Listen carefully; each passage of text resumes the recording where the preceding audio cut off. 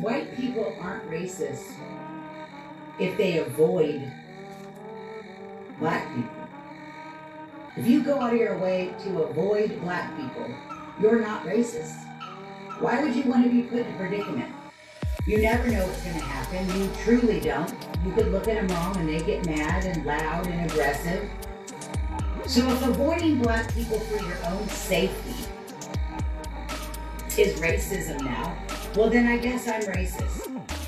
I guess I care more about my well-being and my family and my life. So I'll take it. I guess I'll be racist if that's what it means. Because it means a million things. It means a million things. I feel like we have enough to deal with in this world, let alone people that live in the cities can't even take public transportation. They can't even go into a gas station. They can't even go into a store. When I go to the city, I avoid certain gas stations. I know that that's the cracky gas station. I know that's the ghetto verbs.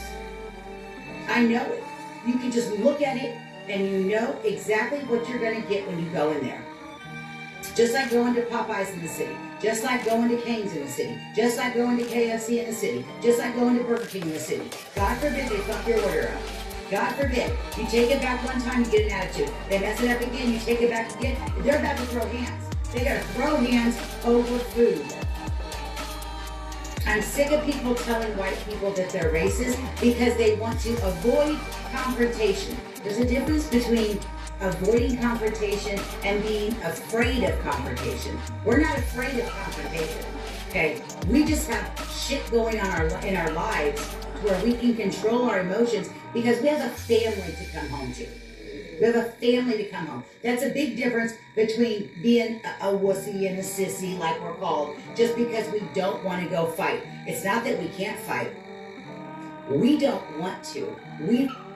I don't see anything wrong with anything that she's saying, and more importantly, I guess, if you think about it, I do the same thing, and respectful black people do the same thing, and respectful Asians and Latino people that have a family to go home to, and things that they want to actually see in their lifetime, and they want to live to tomorrow, because it's people that don't have anything to live for, and because we know that if you go into ghetto spaces inside of liberal cities, that it's a possibility that it can go left and it can go up. It has nothing to do with liberal cities. If anything, these non-liberal cities, these people are not even educated enough in these non-liberal cities. The cities outside of what Anton calls liberal cities. Like, you don't want to go to a hospital outside of the city. Out there, some of them are probably good. Most of them, they probably ain't good. Like, now what is this dude talking about, man? Like, I don't understand how a parental person, a African person, can take a position against their own people the way he does, man. Like that. Yo, we are just stuck in a stupid loop. African people here in America, we are. Like, it's just crazy. Like, how? You know, Anton could be like Marcus Garvey. He could really take his knowledge and his know-how and do some good for the community, and supposedly he is, right? Hopefully he could do something like Dr. Boyce Watkins, start teaching business classes or something like that. But he does this anti-parental stuff, man. Parental meaning black people, African people are the parents of the human race, so that's why I say parental folks or parental people. Dr. Boyce Watkins does not go against his people, so I don't understand why Anton Daniels has taken this position. Like, dude, every time he makes these phony videos, I'm going to make a counter video. I can't stand this nonsense. There's no, there's no accountability for this nonsense, man. Yo, I mean, I make these videos,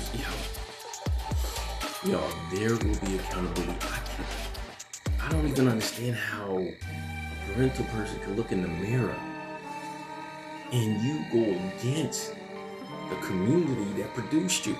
Dr. Boyce Watkins don't do that, so I at least gotta give that brother some credit. I know the brother O'Shea Duke Jackson, he's not a big fan of Dr. Boyce Watkins, which I understand why, but yeah, Anton Daniels, man, this stuff is really weird how he decided to go this route. And look, why don't you talk about the descendants of the African people, which is basically everybody, but specifically the European Americans? Why don't you talk about how they use the drugs and how they can't get rid of these isms? If they really were who they believed to be, they would get rid of these isms already. You know what I mean? So I just don't understand this nonsense positioning that he does. It's very unfortunate.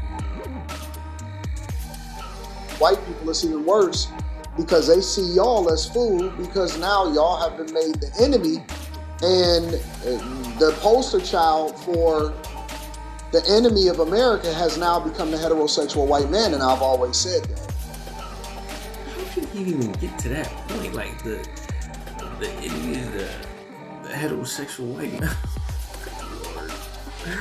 Yo, this is crazy how this man, with his knowledge, takes the position that he takes. This is crazy. No, the enemy of the descendants are their own parents, the people who they come from, the people who disproportionately are put in prisons. I mean, yo, I don't even gotta put out all the numbers. I've been researching stuff for years, so I don't even gotta put out the numbers. But I don't think I'm wrong. I mean, this has been proven. So, look, he needs to talk about all the negatives on their side. You know what I'm saying? We need to avoid them. We tried to avoid them. He needs to talk about that. Don't talk about this other freaking nonsense he be doing. It's just, y'all, look, he don't want me to get to where I'm trying to go, because I'm gonna hold him accountable, not just by words, man, because this is some straight up nonsense.